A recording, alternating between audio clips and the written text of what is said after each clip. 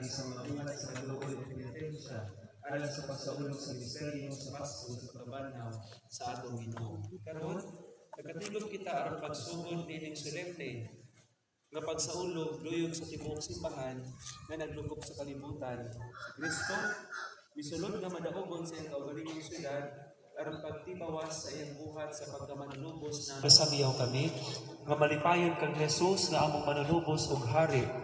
Magsunod unta kami kaniya pag-ayo aron usa ka adlaw ni anak mudangat kami sa kalipay sa bag-o ug tunay nga Jerusalem.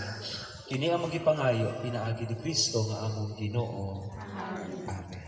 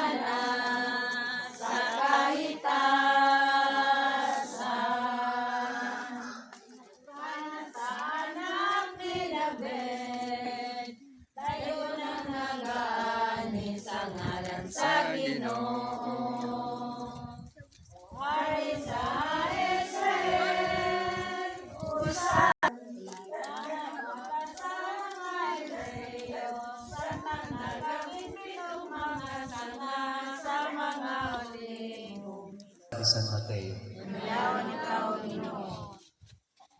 Sa doon na sila sa Jerusalem, umiabot na sa Betpahe sa bungtod sa mga Olibo,